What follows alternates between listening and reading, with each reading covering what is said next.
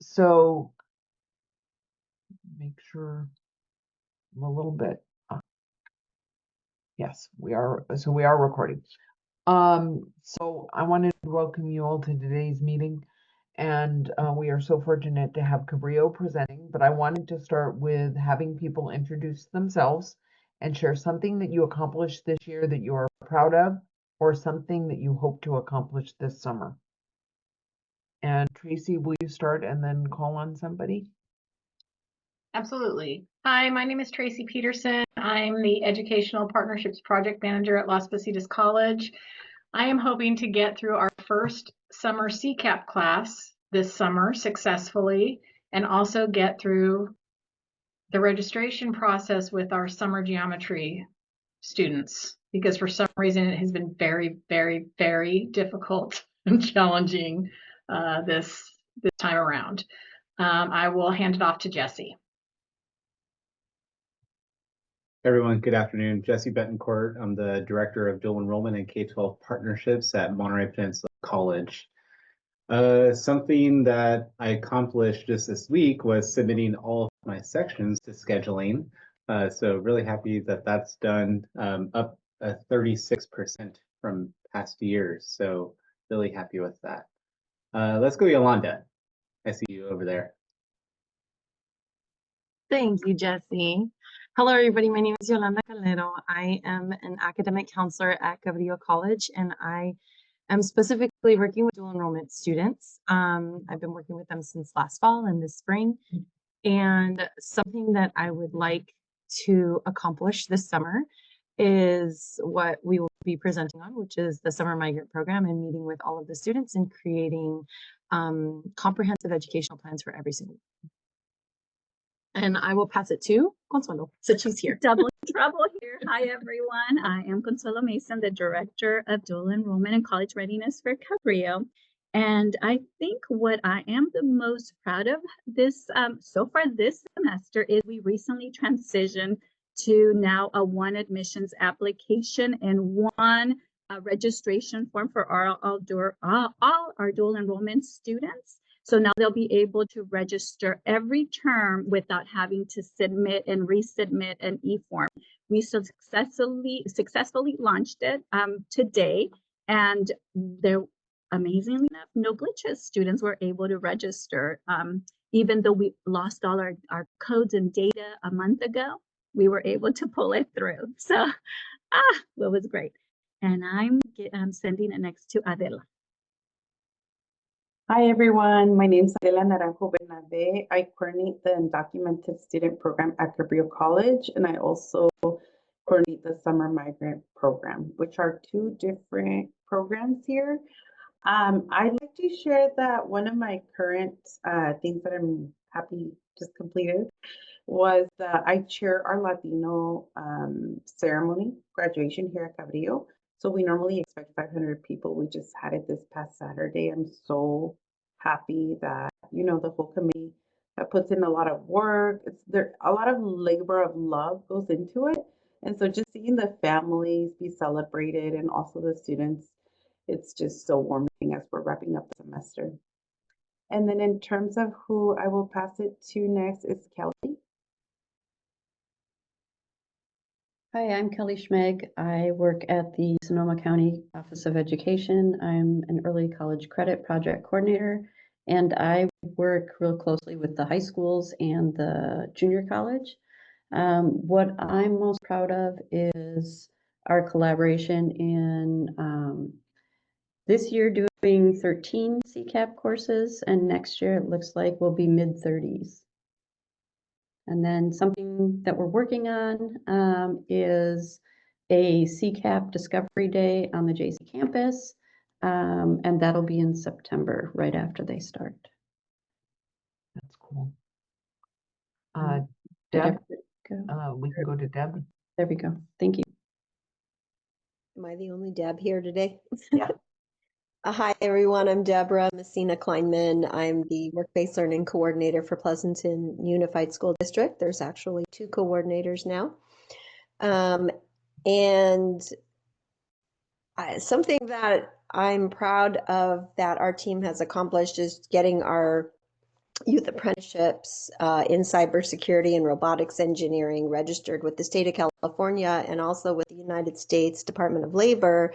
And just recently we added and got our pre-apprenticeships approved as well.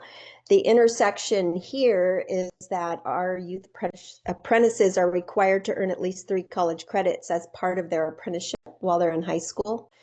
And so we don't have dual enrollment yet where we need it, but we do have concurrent enrollment with the occupational work experience course offered through Las Positas College. So just getting the youth apprentices through the process of, getting registered and enrolled and everything approved, it's a little tricky, but kind of helping to shepherd that through with a lot of help on the Las Positas side as well. And I'm not sure who hasn't gone yet. I'm on a small screen. I think it might, Liliana, have you had a chance to share? Why don't you go? Hi, guys. My name is Indiana Ruiz, and I'm the migrant program specialist at Hollister High School. And I am basically just here to learn. We have several classes where we're, our students are doing the dual enrollment through the leadership of Claire Grissom. She's our CTE kind of guru here. And she just told me about this meeting, and I'm just joining so that I could learn all that there is to learn, to see how maybe we could bring something to our students who are in the migrant program. You are in exactly the right place. Great. So I'm going to turn it over to Consuelo and her team. And Consuelo, when you're ready for the next slide, just let me know. You need to unmute. Of course, we're ready. And we always do that. We're ready for the next slide. Thank you, Mallory. So thank you all for being here today. I do want to say that this effort is of running a summer migrant program is a collaborative effort. It's a village. It takes a village to make this happen. And so we had the opportunity to present this year in February at the Dual Enrollment Conference in Sacramento, the Summer Migrant Program, and we're sharing with you what we shared that day. So please, we're open to feedback on how to improve it as well. So if you want a job as we present, that's one of the, we do appreciate any feedback because I'm sure we'll be doing this often. So at Cabrillo, we're going to set up quickly the agenda, what we'll cover. We're going to cover our program history, the team. We're going to do a little study and review of the data that we compiled in order to know that we were addressing the needs of students. We're going to do the dual enrollment overview for the summer migrant program. We're going to discuss some supports and some student testimonials. And we'll have hopefully some time left for questions and answers. But if I have to run, it's because we're doing that dual enrollment pilot for CC Apply at 4 o'clock. All right, so I'll introduce myself in the next slide.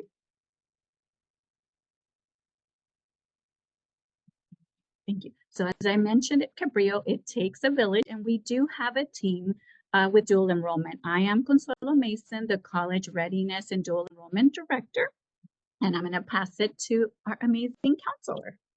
So I'm Yolanda Calero, and I'm one of the academic counselors at Cabrillo that specifically works with the dual enrollment students and all of them, but in particular the CCAP students, but also the individually dual enrolled students.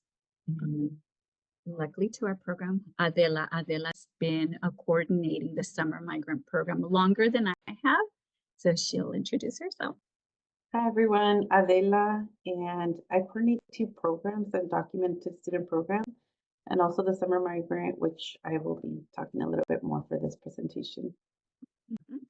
And we also at the we're located at one of our satellite campuses in Watsonville, where we do service the majority of our students that are Hispanic, Latino, and they do come from 3 comprehensive high schools. So I have Via Resendes, who's our College Readiness and Dual Enrollment Program Director, along with Adriana Morales, and Adriana is the Dual Enrollment Student Support Specialist, and then we run the program with the support of our Dean, Dr. Eduardo Cervantes, and he's the dean of the Watsonville Center and Dual Enrollment.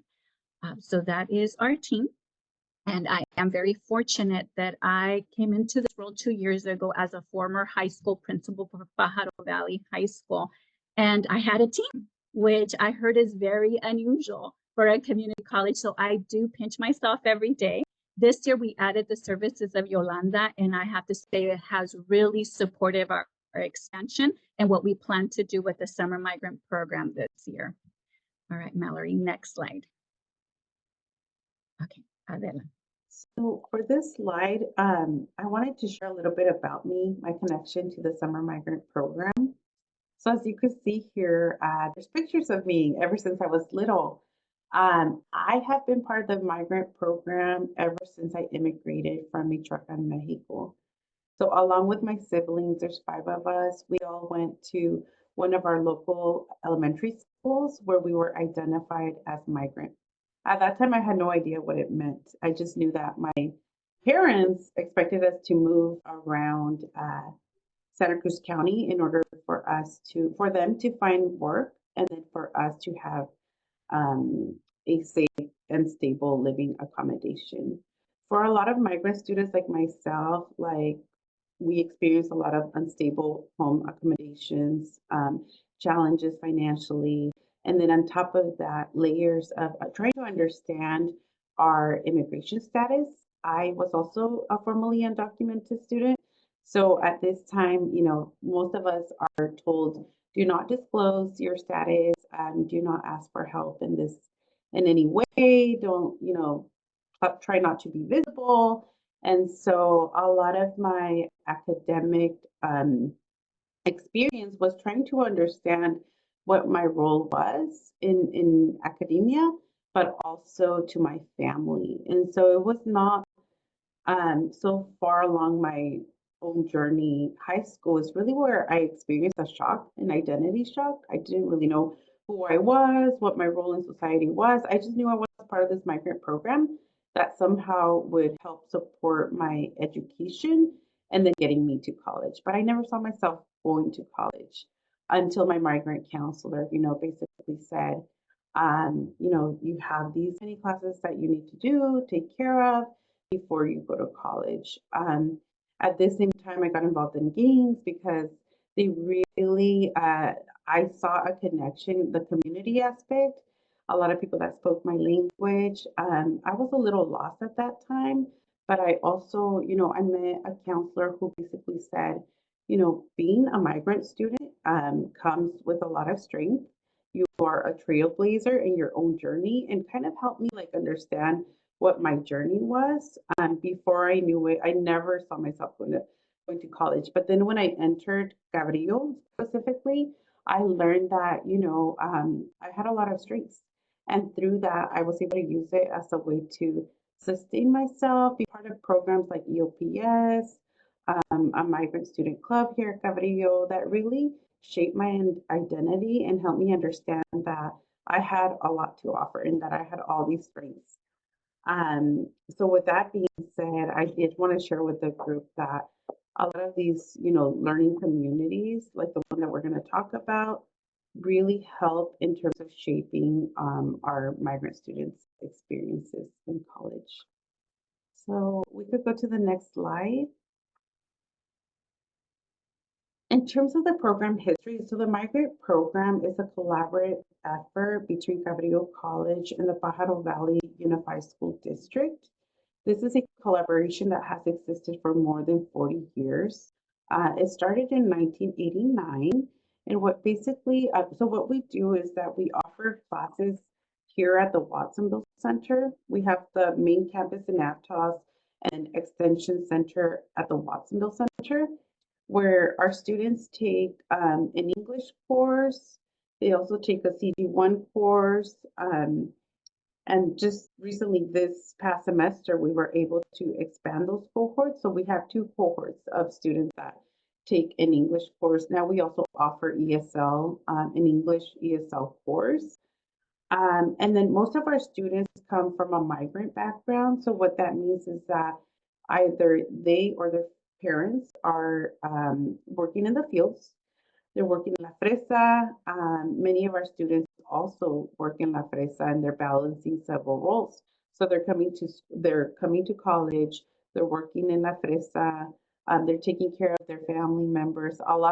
What we learned most recently from a lot of our students who were taking classes during the pandemic is that their responsibilities like increased significantly. So they balance several things, and a lot of them come with a lot of ganas, like so much desire to learn, to be able to give back to their community. So this picture that we have here is our past cohorts that joined.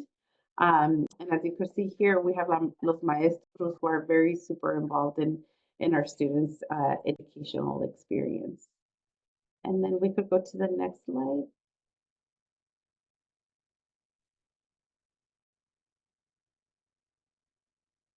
So I'll pass it over to my colleague Yolanda. So during the presentation at the conference, we ran like a little survey to get an idea from those folks in the audience if they had any type of programs that were available to their students at their colleges or school districts that they worked at. And this was kind of like a little word kind of grab that it just made this cute little image of all the different programs that were available to their migrant students. So we just wanted to show you what was kind of out there and what was being offered at other colleges and school districts, or if they didn't have any, right? So we just wanted to share that with you guys. Does anybody want to share what kind of supports that they offer, what kind of programs that they offer their migrant students at their college or district? No? I can go. I can share. I can share. So let's see, at our high school, we have about maybe, as you know, with migrant, right? Like it always kind of fluctuates, but you typically at any given time, it's a little under 400 students. One of the things that we do is we offer, our school offers summer school during the day. And that's just for remediation purposes. Through the migrant program, we offer what we call an evening or night summer school. So some of the students aren't able to take classes during the day, or maybe they need classes during the day and also at night. So the program that we offer at night is a little bit of remediation, but also a jump ahead for certain classes. So that's one of the things that we do during the summer. We also offer a work experience program for our students. So that is basically we offer a tutoring job to our students, and they're able to go and either support other migrant students during the day summer school program, or also in the evening if they're not taking an evening class themselves. So we have that that piece during the summer. And then during the school year, we also have 3 other team members in our program, and 2 of them are recruiters / case managers. So they are, just keeping track of our students, making sure that they're making good progress with their classes, connecting with teachers and or parents. Again, just making sure that they're on track with all things, whether it's like classes, or if they want to participate in sports, or just any additional assistance that they may need. So that's just a few of the things that we have. But like I said, the summer and what we're preparing for right now is our summer school program. So thank you, Liliana, for sharing. Yeah, you're welcome. I appreciate that. I think we can move on to the next slide.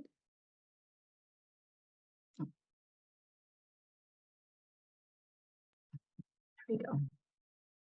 Oh, yeah, we can go one more. One more. Perfect. Yes, thank you. Thank you.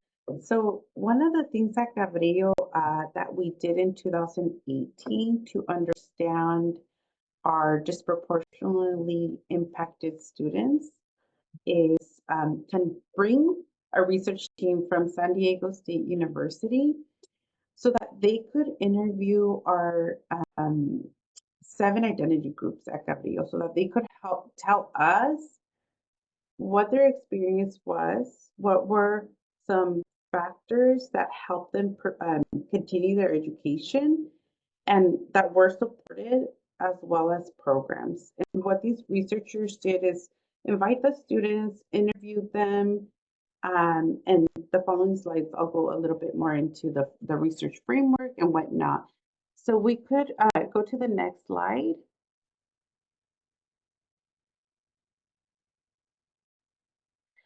So we had when we invited the researchers, we basically had 2 weeks to recruit students. We put out an announcement. Do you identify as Black, African American, Latino student, Asian American, Pacific Islander? We were basically inviting racially minoritized students to tell us their experience, what it was, how they were navigating their college experience, and how that looked like.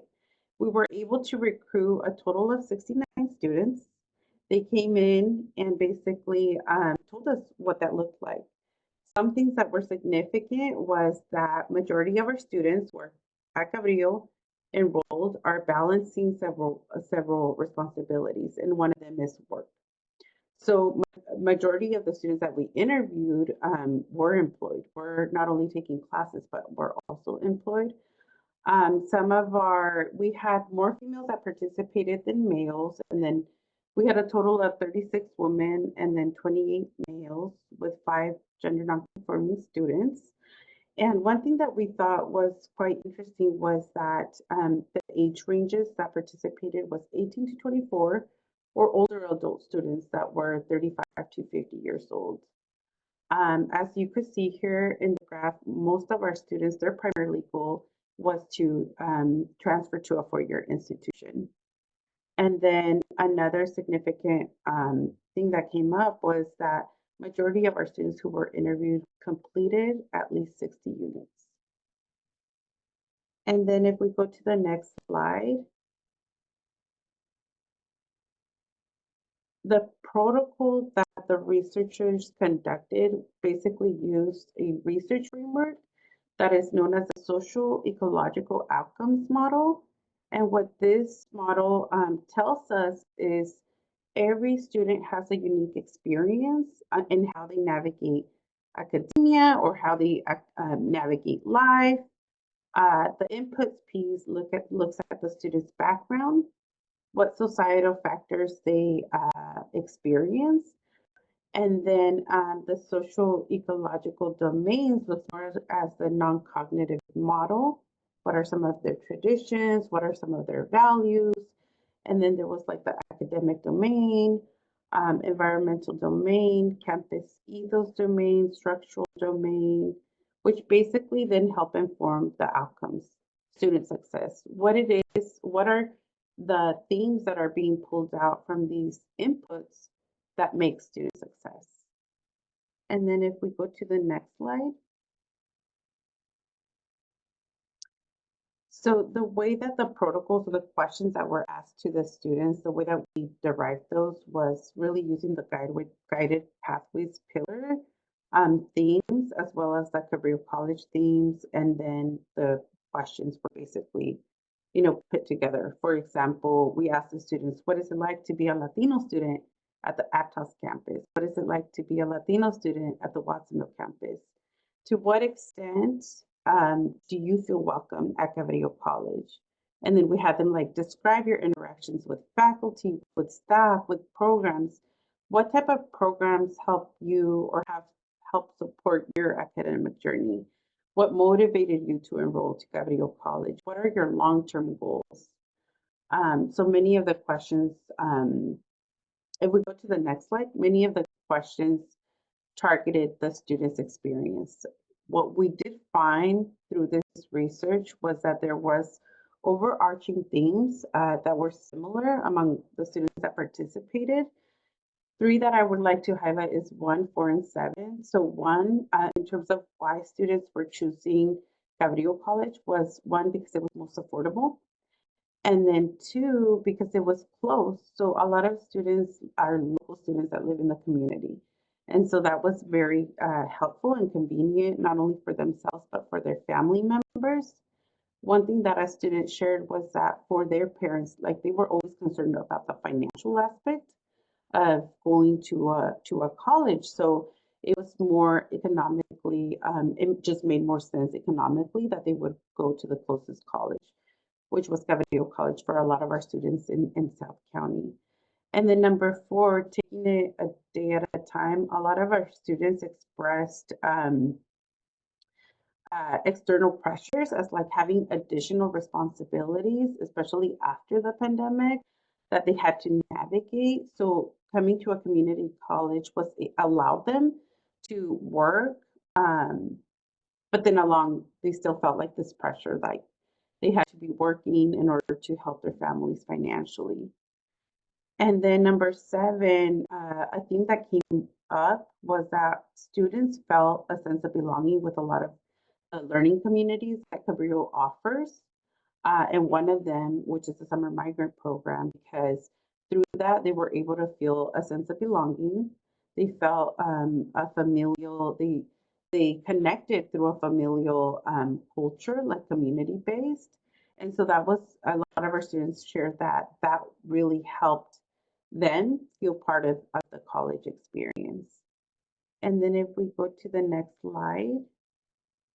For this slide, one thing that I wanted to do is just basically read the quote that we have here, which sums up not only the research, but also one of the goals that came after the research was conducted, which basically says, with equity as the goal, we understand we have the institutional responsibility to identify and remove barriers to student success in order to improve outcomes for historically underserved students.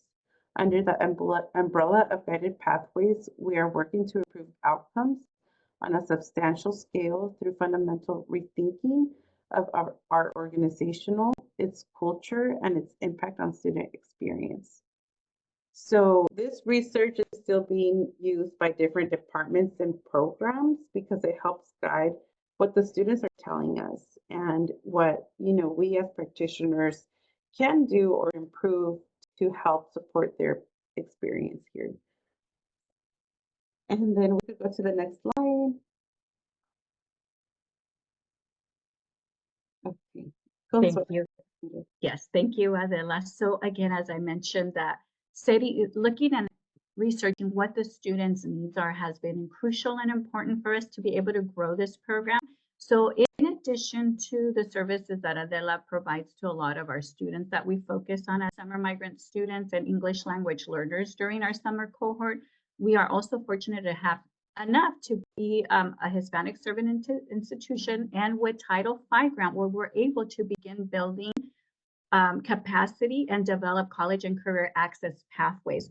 Prior to last year, the courses were done either through the Bridge program for upper grades 11 and 12. Now we're able to include 9 and 12th grade because we're building that infrastructure to transition students if they either choose to transfer, like Adela mentioned, or if they choose to come to Cabrillo in their senior year. And now that we have a team, we were able to really start working on Goal 2, which expanded and integrated students' support in curricular activities to meet their needs, right? Their academic needs, their social needs, especially in our Latinx community. So with the grant, we were able to enhance our program by adding the following activities, like building our infrastructure, providing faculty PD, especially for instructors that were navigating in Maya College. Professor, how do I reach high school students? We are also and have successfully added embedded tutoring to our summer program. We do a lot of outreach and family engagement through the year. And we also provide, we have the technical assistance of career ladders. I get to say that Lorencia Walker is my coach. I can call her. She answers whenever I need an answer. And I also have the support of course, the group and Mallory Stevens with her coaching to enhance or run ideas. And then we also are able to bridge from high school to our learning communities. Mallory, next slide. Oh, so again, because we're enacting servingness, we have intentional pathways. So again, this cohort, as Adela mentioned, it's 2 in 1. So we have about 60 students.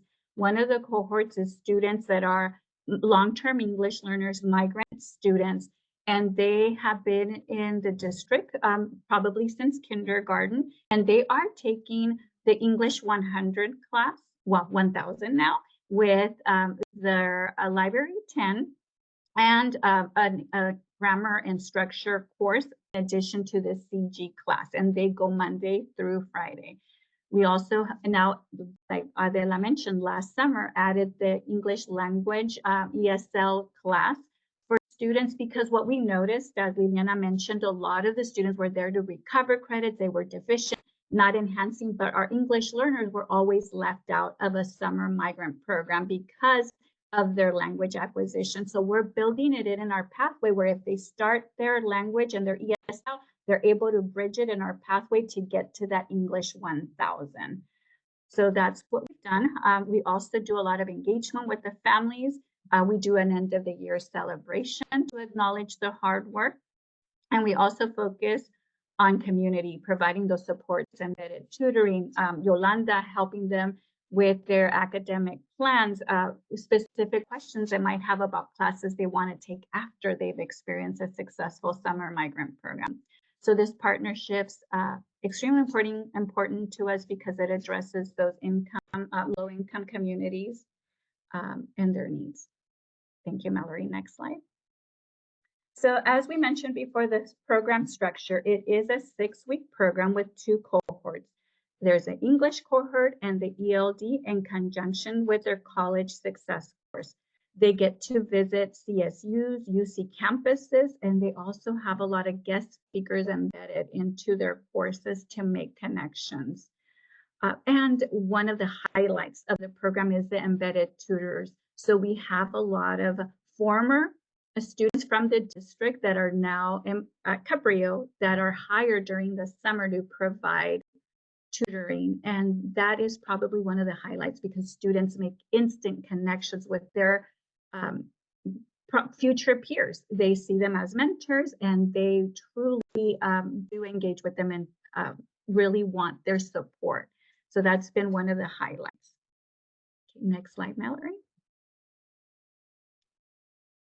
Okay, so the student demographics, like we mentioned before, it's 60 high school students in 2 cohorts. 100% of them are Latinx, Michoacán, Jalisco, and Oaxaca students.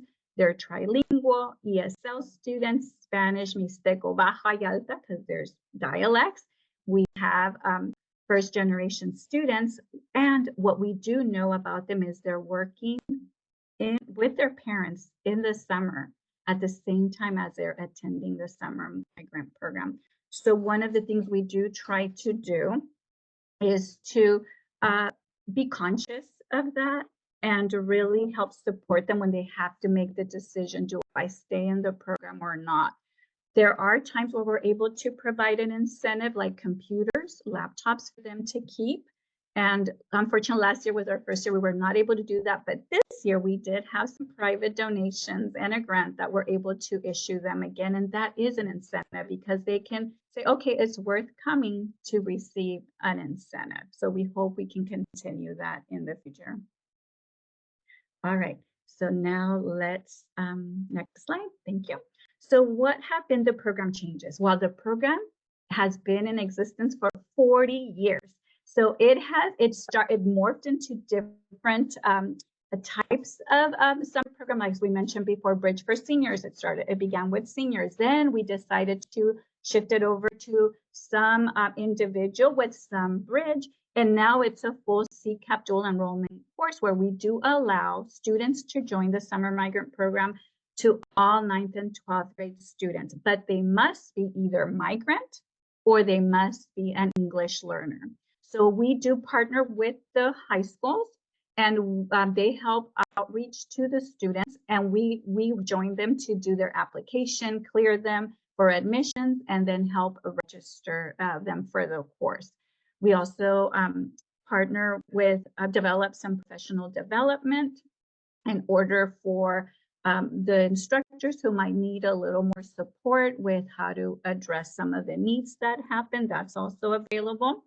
And as I mentioned, this is our first year that we're going to have our counselor provide services to this cohort in the summer. We help with the recruitment effort, and then the student onboarding, as well as the embedded supports and the student support. So they will have access to any resource available in the summer at the Watsonville Center because they're now also a Cabrillo College student. Okay, next slide, Mallory. So what we found is this program has been extremely successful. So if you look at the success rates, the lighter blue that you see here are our regular matriculated students for Cabrillo.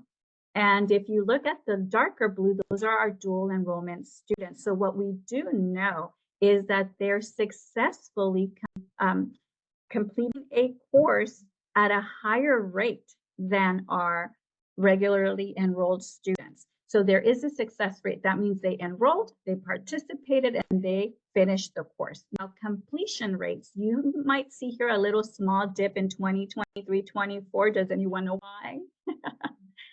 It was post-pandemic, right? We did see a dip in enrollment. Students were not really there, emotionally ready for the rigor again. So we did see a little dip, but the completion rates means that they completed the course. And so here, we did have a small dip, but we're now again growing in enrollment. All right, next slide. All right, so now our counselor. So historically, for the summer migrant program, what we had offered was the CG1 college success course that was taught by faculty, counseling faculty. And in that course, they learn about the culture and expectations. They do some goal setting, career exploration. They do a little bit of academic planning, and they learn about their learning styles and strategies, note and test taking, and memory and concentration. They do self-evaluation and assessment. And so in that class, they're learning how to be a successful college student as well. And so what we're adding this summer is a one-on-one support, academic counseling support to just build, continue from that CG1 college success course to work on them one-on-one with their personal comprehensive student educational plan, that they can see what classes that they're going to be taking in future terms, should that be something that they choose to do to follow along the path to reach the goal that they want, which we would define in the meetings. So these meetings are going to be happening while they're at the program, while they're there on campus, and I'll be meeting with them. So we're going to be looking at major options. We're going to be looking at choosing the classes together, right? Creating that year-round schedule and the entire plan from start to finish, and making sure that they don't have any holds on their account, and clearing any prerequisites that they might need for future courses that they may need, and just discuss transfer or career options, whatever it is that they may choose, and then provide more resource information, including for the Accessibility Support Center, if they need any type of accommodations for their classes, if they have IEPs, and so forth. So that's the piece that we're adding. So now we're going to have 2 layers of academic counseling support. They're going to get the instruction in the class, and then they're going to get the one-on-one with me. Next slide, please. And so specifically at the Watsonville Center, where they will be doing, where they would be taking these classes, they're going to have access, because they are college students, they're going to have access to all of the support resources that college students have access to. So they're going to have access to admissions and records and financial aid, and they get a tour of like the building and where these offices are located, so that when they become a fully matriculated college student, they are aware of where they can go to get the support that they need. The Student Resource Center that houses our academic counseling, accessibility support center, personal counseling for stress or other personal issues that they want to talk about that may not be academically related. There's also information about EOPS and legal services, and support for undocumented students. We also have a food resource spot called the Nest, I believe, where they have access to like a food pantry. And so that's at the Student Resource Center. They can get an activity card, bus pass. All of that is available to them because they are a Cabrillo College student. They also have access to the Integrated Learning Center, which houses all of our tutors for multi-subjects. And that's where they would spend, where they would be spending a lot of their time with their tutors.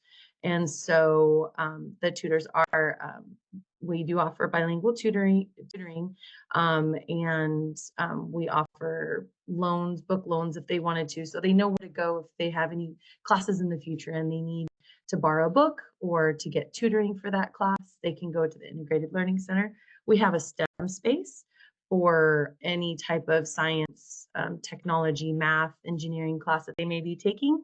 And so we have a separate tutoring space for that, but it's connected across the hall from the Integrated Learning Center.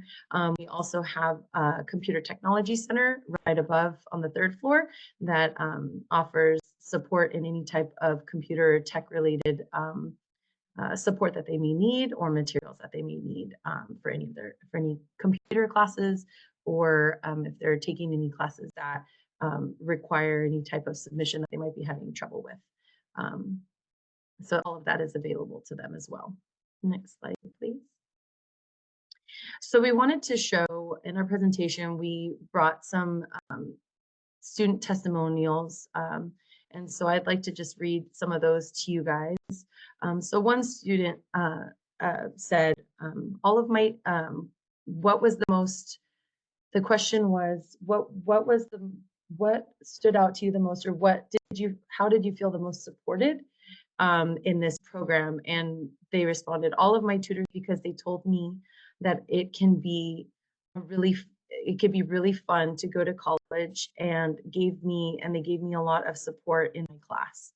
And so this was this was something that was very common. It was a common theme of what students reported on. They felt really connected to the tutors. And another student said, mis tutores, porque ellos me ayudaron en todo lo que yo pedía. La maestra y los tutores, porque con la maestra aprendí cómo hacer ensayos y los maestros me ayudaron a entender más, ya que algunas como en inglés yo no entendía y ellos me ayudaron. Basically translated that the instructor and the tutors helped them learn the content, and they provided that support to them because they didn't understand when they didn't understand certain things. Next slide. So we also received we wanted to get some quotes from one of the summer migrant program counselors that has been there for a very long time, Silvia Alba, who I believe is retiring this year. She has been instrumental in recruiting a lot of these students to this program. And I just wanted to share what she had said. Said the Cabrillo Summer Migrant Program is a huge success because of the collaboration and teamwork between Cabrillo College, the Migrant Education Program, and the Pajaro Valley Unified School District. This 40-year partnership, along with the amazing instructors, tutors, and staff, has contributed to each student's success and added to the high passing rate for the program. In addition, this life-changing experience and opportunity for students to take college classes have motivated them to take additional dual enrollment courses while in high school and enroll in college after high school graduation.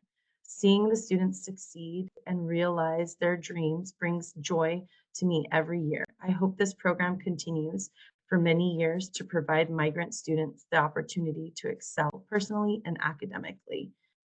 And one of the instructors said, as a maestro for the summer migrant program at Cabrillo College, I attribute the success of the program to the students' experience, la realidad, to attend college through dicho, humor, and having firsthand experience of what being migrant is. I connect with them and I get to see them blossom. So I believe Martin Rodriguez will be teaching again this summer, if I'm not mistaken. But I thought that those were two beautiful quotes that we wanted to share from one of our high school counselors, migrant counselors, and one of our instructors. And I think it just shows that how important this collaboration and partnership is for these students, and how it supports their success in these classes. So basically, this is how you can get in touch with us if you have any more questions. I know that Consuelo had to leave because we're running that training right now. That's about to start with some of our dual enrolled students. So Adela and I are here if you guys have any other questions. And if I can't, I will be sure to write them down for Consuelo if it's a Consuelo question. And thank you for letting us come into your guys' meeting and let us share this with you guys.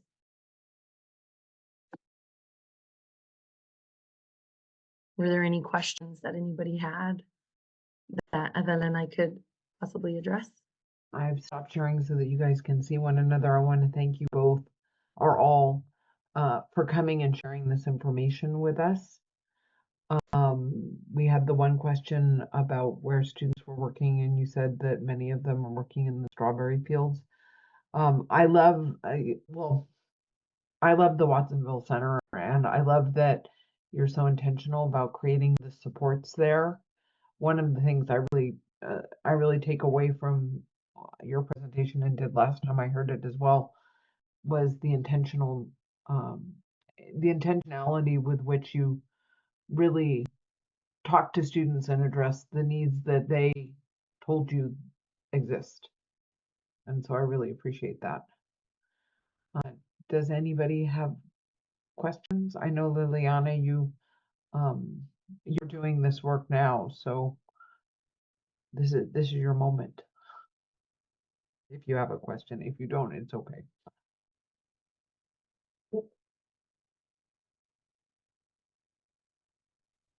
So I do have a question. So right now you're working specifically with Pajaro Valley district. Are you looking to expand that? That's one question. And then the other one is the program in person, or is part of the port? Is it like a hybrid of, in person and online? Can you maybe talk a little bit about that? Are you looking to expand to other districts as well?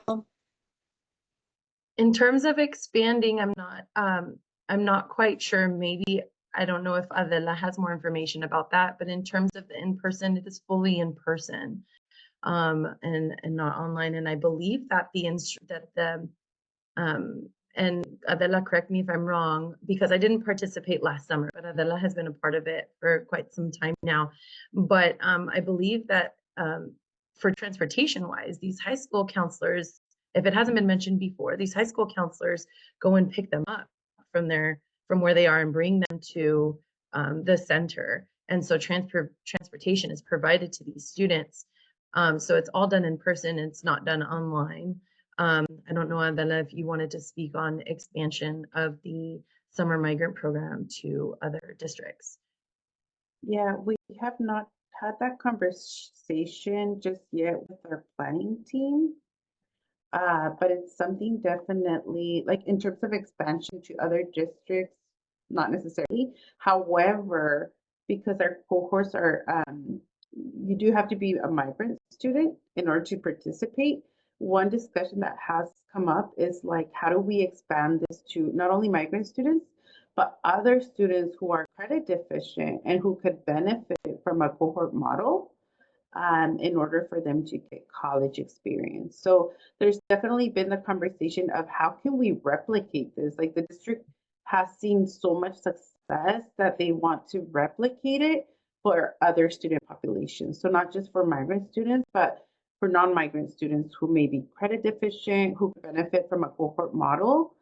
Um, a lot of alternative schools have also, asked us, how could we expand this? Because it's really working for the community and for a lot of our first generation students. And then in terms of it's in person, it has been after the pandemic, even during the pandemic, we always try to find ways because of the needs of our students to ensure that we have in-person spaces where our maestros, our instructors could deliver instruction to our students. One thing we learned is that students appreciate the in-person, like that connection with the teachers.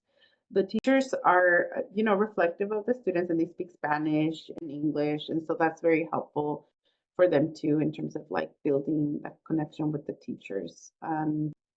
Yeah, and then are there any resources or trainings provided to the course instructors?